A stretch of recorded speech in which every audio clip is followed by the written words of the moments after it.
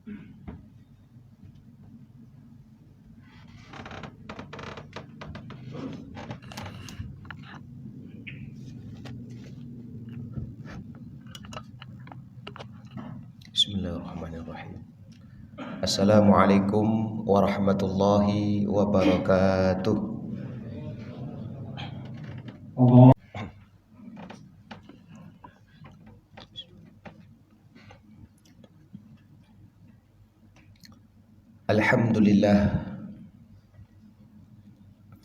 Alhamdulillahi rabbil alamin, hamdan syakirin, hamdan na'imin, hamdan yuafi ni'amahu yukafi'u mazidah. Ashhadu an la ilaha illallah wa ashhadu anna Muhammadan abduhu wa rasuluh. Allahumma fasalli wa sallim wa barik ala hadha an-nabiyil karim, nabiyuna Muhammad wa ala alihi wa sahbihi ajma'in, amma ba'd. Faya ayyuhal hadirun, inni usikum wa iyaya bittaqwallah, faqad fazal muttaqun. Qala Allah Ta'ala fi kitabil karim, a'udzu billahi minasy syaithanir rajim, bismillahirrahmanirrahim. Inna a'tainakal kautsar fasalli li rabbika wanhar, inna syani'aka huwal abtar. Shadaqallahul azim. Bapak-bapak, saudara-saudara, kaum muslimin jamaah Jumat yang insya Allah kita semuanya senantiasa dirahmati dan dimuliakan oleh Allah Subhanahu wa ta'ala. Tiada kalimat yang paling indah di hadapan Allah, dan tiada juga kalimat yang paling bermakna di hadapan Allah, melainkan kalimat zikir dan syukur yang keluar dari bibir seorang hamba, memuji Rabb penciptanya atas segala nikmat yang Allah berikan kepadanya. Bersyukur Allah masih berikan kesempatan, bersyukur Allah masih berikan kesehatan, bersyukur Allah masih berikan kekuatan, bersyukur Allah masih hunjamkan sampai detik dan saat ini iman ke dalam hatinya, sehingga berangkat dari iman itulah dia rela meninggalkan seluruh aktivitas pentingnya di luar sana. Dia rela meninggalkan kantor, dia rela meninggalkan rumah, dia rela meninggalkan anak dan istrinya. Dia lebih memilih datang melangkahkan kaki menuju panggilan Allah melalui lafaz azan, dan dia hadir memenuhi panggilan Allah dalam rangka melaksanakan sebuah kewajiban mutlak sebagai seorang muslim, yaitu melaksanakan ibadah Jumat secara berjamaah yang alhamdulillah sekarang ini tengah kita laksanakan.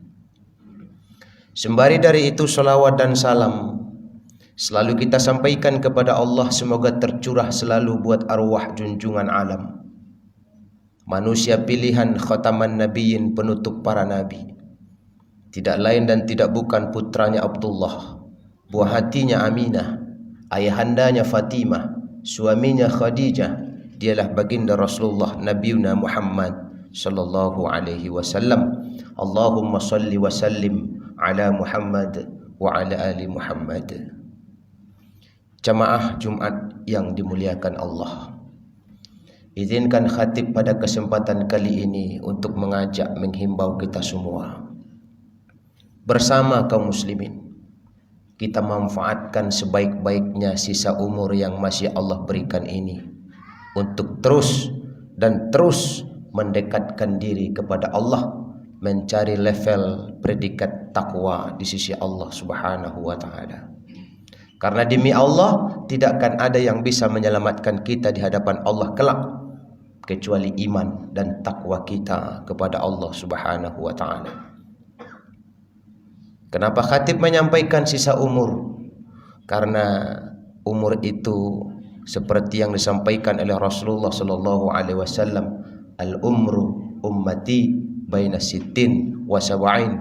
Umur umatku itu rata-rata 60 dan 70. Ada yang lebih dari 70. Itu merupakan Allah sudah menunjukkan kasih sayangnya, maka bersegeralah untuk tetap mendekatkan diri kepada Allah Subhanahu wa taala. Kaum muslimin yang dirahmati Allah. Dan pada kesempatan kali ini selaku khatib akan mencoba menceritakan sebuah kisah nyata. Mudah-mudahan kita bisa ambil ibrah, pelajaran dari kisah yang akan disampaikan ini. Kisah ini tidak terjadi kemarin, tapi kisah ini terjadi di zamannya Nabi Muhammad sallallahu alaihi wasallam. Ada seorang laki-laki yang luar biasa ketaatannya kepada Allah Subhanahu wa taala. Dia termasuk orang yang dekat dengan Rasulullah. Kenapa dekat? Karena minimal 5 waktu sehari semalam dia selalu ketemu dengan baginda Nabi Muhammad sallallahu alaihi wasallam. Kapan?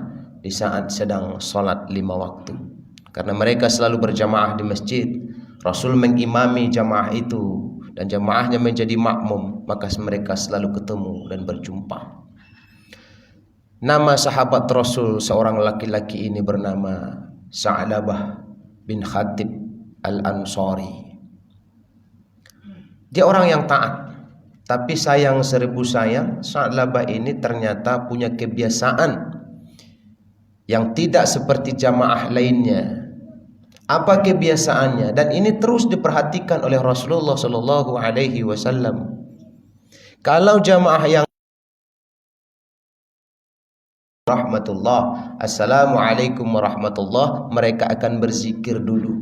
Mereka akan berdoa dulu, meminta, memohon kepada Allah apa yang mereka inginkan. Tapi beda dengan Sa'labah bin Khatib Al-Ansari, begitu dia salam assalamualaikum warahmatullah, assalamualaikum warahmatullah, dia tidak pakai zikir, tidak pakai doa, langsung berdiri dari tempat duduknya, berpaling keluar masjid, langsung menuju rumahnya. Itulah kebiasaan Sa'labah bin Khatib Al-Ansari. Sehingga Rasulullah SAW merasa terpanggil, mencoba untuk memanggilnya. Satu waktu Rasul berkata, Sa'labah. Begitu Sa'labah ingin bangkit, Rasul memanggil namanya, Sa'labah, tunggu sebentar.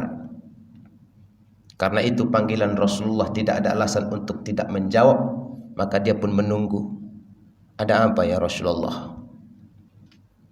Saya perhatikan engkau setiap selesai sholat, engkau terus langsung pulang. Apa engkau menganggap zikir itu tidak penting? Apa engkau menganggap doa itu tidak penting?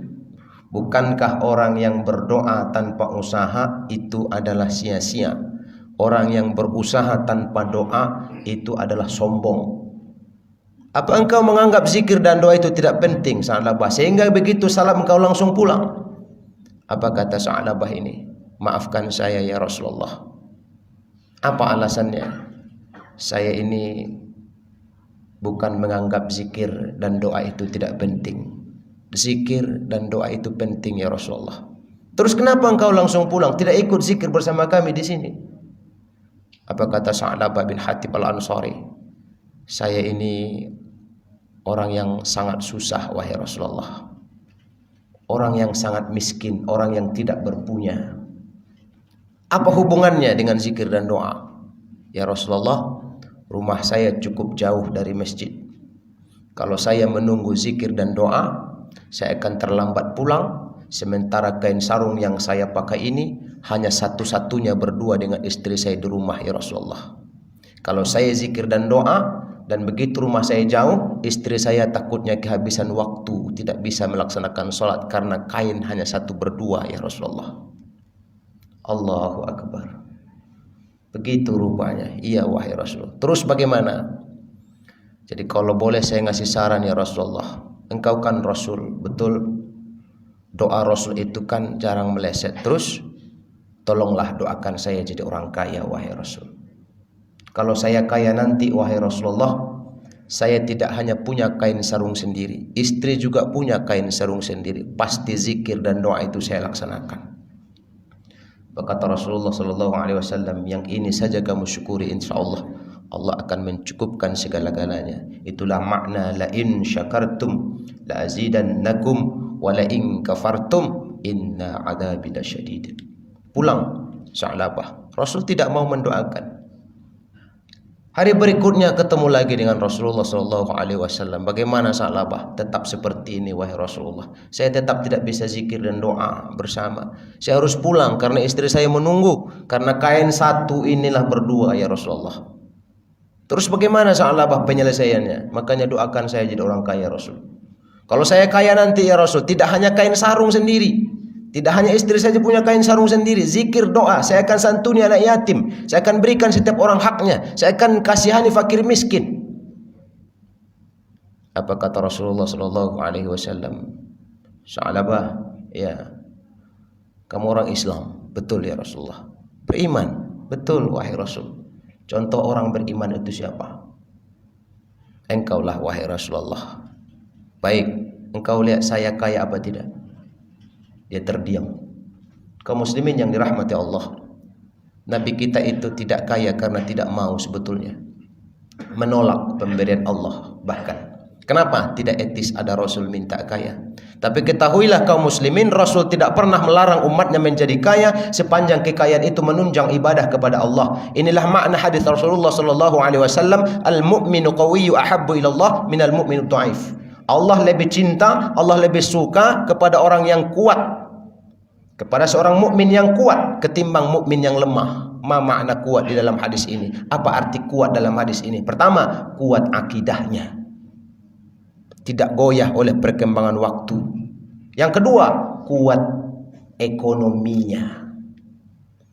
Kenapa? Kadal faqru ayyakuna kufran. Kadang-kadang ketidakberadaan, kemiskinan bisa juga membuat orang kafir, kufur kepada Allah Subhanahu wa taala. Maka Allah lebih cinta kepada mukmin yang kuat, termasuk kuat ekonominya, ketimbang orang mukmin yang lemah. Tapi ingat, sepanjang kekayaan itu menunjang ibadah kepada Allah Subhanahu wa taala.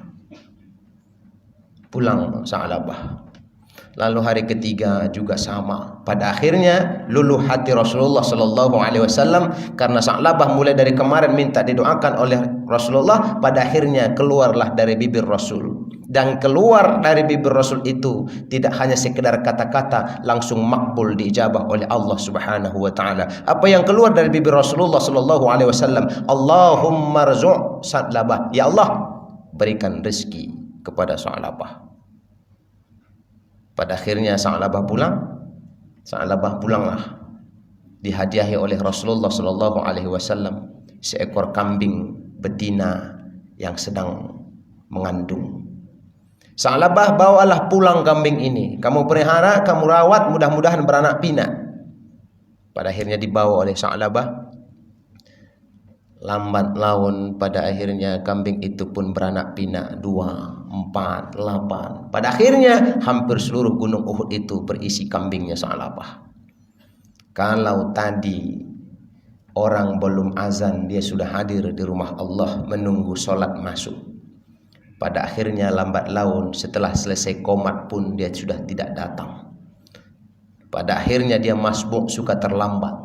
Pada akhirnya tidak lagi datang ke rumah Allah Subhanahu wa taala. Sehingga Rasulullah heran dan bertanya, "Kemana Sa'labah? Aina Sa'labah? Di mana Sa'labah?" Lalu sahabat berkata, "Sibuk ya Rasulullah. Sekarang sibuk ngurusin kambingnya." Dan keluar pula lah dari bibir Rasulullah SAW di saat itu, dan itu merupakan doa diijabah oleh Allah Subhanahu wa taala. Apa yang keluar? Ya waila Sa'labah. Aduh, celaka Sa'labah. Kaum muslimin yang dirahmati Allah, apa yang keluar dari bibir Rasul itu tidak hanya sekedar kata-kata. Yang keluar dari bibir Rasul itu tidak berdasarkan survei. Memang yang keluar dari bibir Rasulullah itu tidak berdasarkan penelitian. Memang. Kenapa? Wa ma yantiqu 'anil hawa in huwa illa wahyu yuha. Yang keluar dari bibir Rasul itu adalah wahyu dari Allah Subhanahu wa taala. Dan terbukti hari ini hadis-hadis Rasulullah SAW dibenarkan oleh orang yang bernama ahli. Dulu 14 abad yang silam Rasul berkata, jangan tiup makanan yang sedang panas. Orang tidak paham kenapa tidak boleh ditiup makanan yang sedang panas. Kenapa? Tidak ada ilmu, pengetahuan, penelitian tentang itu. Dan pada akhirnya hari ini orang membuktikan bahwa dalam tiupan itu ada bakteri. Rupanya itulah makanya Rasulullah melarang jangan tiup makanan yang sedang panas. Kenapa Rasul berkata begitu? Apakah Rasul meneliti? Tidak. Apakah Rasul menyurvei? Tidak. Tapi wa ma yantiqu 'anil hawa in huwa illa wahyu yuha. Yang keluar dari bibir Rasul itu adalah wahyu dari Allah Subhanahu wa taala.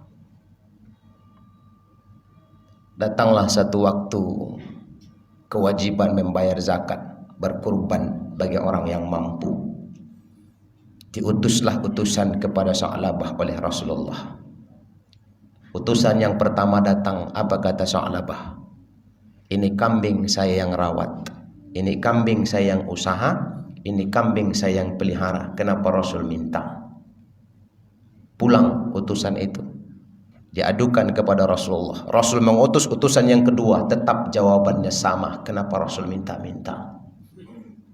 Sampai utusan yang ketiga, Sa'labah pun enggan untuk membayarkan. Pada akhirnya apa? Sempat 3 kali Rasul mengutus utusan, Sa'labah tidak mau bayar. Turunlah ayat ancaman surah At-Taubah ayat 57. Diperlihatkan ayat ini kepada Sa'labah, dibacakan ayat ini kepada Sa'labah. Apa yang terjadi? Gemetar kakinya ketakutan, lalu bergegas untuk membayar semuanya zakat dan kurbannya kepada Rasulullah sallallahu alaihi wasallam. Diambil yang terbaik itu, dibawa menghadap Rasulullah sallallahu alaihi wasallam. Apa kata Rasulullah? Cukup Sa'labah, 3 kali saya mengutus utusan engkau tidak mau bayar, sekarang bawa pulang. Sampai Rasulullah wafat, Sa'labah tidak jadi membayar. Begitu Rasulullah wafat, kepemimpinan digantikan oleh Khulafaur Rasyidin yang pertama, yang bernama Abu Bakar As-Siddiq. Sa'labah datang kepada Abu Bakar, ya Abu Bakrin, wahai Abu Bakar, saya bawa ini semuanya untuk zakat dan kurban. Apa kata Abu Bakar? Tersenyum dia berkata, Sa'labah, Rasul saja tidak mau terima, apalagi saya, bawa pulang. Abu Bakar Siddiq meninggal dunia, digantikan oleh khalifah yang kedua Umar bin Khattab. Sa'labah datang lagi kepada Umar, ya Umar, dulu di saat Rasulullah hidup saya tidak membayar, di saat Abu Bakar saya juga tidak jadi membayar, sekarang di zamanmu saya ingin membayar, wahai Abu Umar. Apa kata Umar? Rasul tidak mau terima, Abu Bakar tidak mau terima, apalagi saya. Pada akhirnya apa yang terjadi? Abu Sa'labah bin Hatib Al-Ansari jatuh miskin dan bangkrut. Terbukti doa Rasulullah yang keluar dari bibirnya celaka, jatuh miskin dan bangkrut di zaman Utsman bin Affan. Jamaah Jumat yang dirahmati Allah, ini sebuah potret kehidupan buat kita semuanya, bahwa di dalam harta kita itu ada haknya orang lain, maka keluarkan. Jangan berpura-pura tidak mampu padahal dia menimbun harta, menumpuk harta. Dengan alasan tidak mampu dia enggan berkurban, dengan alasan tidak mampu dia tidak berzakat. Allah Maha tahu apa yang kita lakukan. Kaum muslimin jamaah Jumat yang dirahmati Allah, kurban. Inna a'tainakal kautsar. Allah sungguh telah memberikan nikmat yang banyak buat kita semua. Fasalli, maka dirikanlah salat, wanhar, dan berkurbanlah. Jikalau ada orang sakit, dia habis-habisan, dia rela habis-habisan hartanya untuk berobat. Tidak hanya 1 juta, 2 juta seperti yang kita dengar berapa iuran per peserta kurban hari ini, tapi belasan juta, puluhan juta, ratusan juta dia berani mengeluarkan hartanya untuk mengobati sakitnya. Apatah lagi kurban untuk Allah Subhanahu wa taala. Maukah kita, andai kata Allah berkuasa, andai kata Allah menginginkan digantikan dengan penyakit kepada diri kita, baru apakah dengan seperti itu baru kita mau berkurban? Kaum muslimin jamaah Jumat yang dirahmati Allah, melalui kesempatan yang baik ini, khatib mencoba mengetuk hati kita semua. Jikalau memang sudah mampu, berkurbanlah. Saya tidak mampu, niatkan dari sekarang. Tinggal meniatkan saja, insya Allah Allah yang menyampaikan. Luruskan niat, benahi dengan usaha, insya Allah pasti kesampaian. Innamal a'malu binniat. Mudah-mudahan ada manfaatnya buat kita semua, lebih-lebih kepada diri khatib sendiri sebagai pribadi. Fa'tabiru ya ulil absar la'allakum turhamun.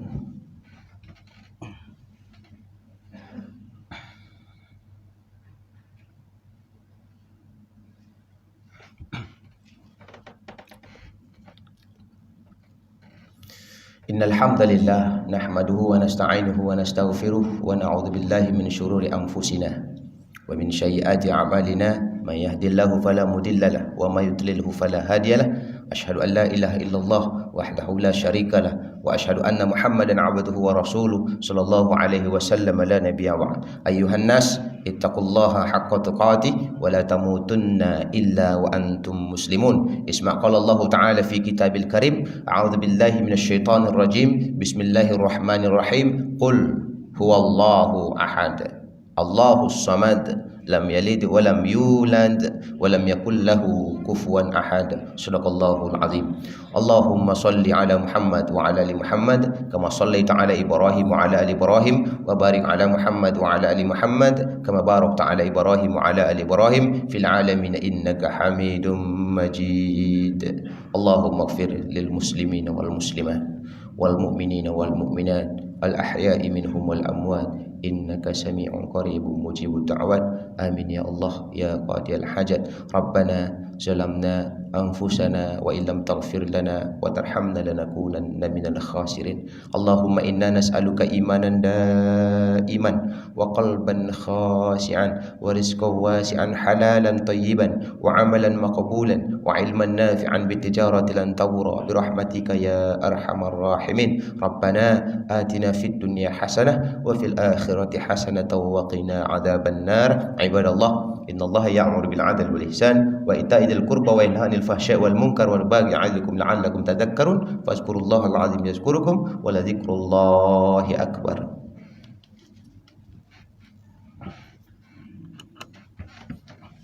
Allahu akbar, Allahu akbar.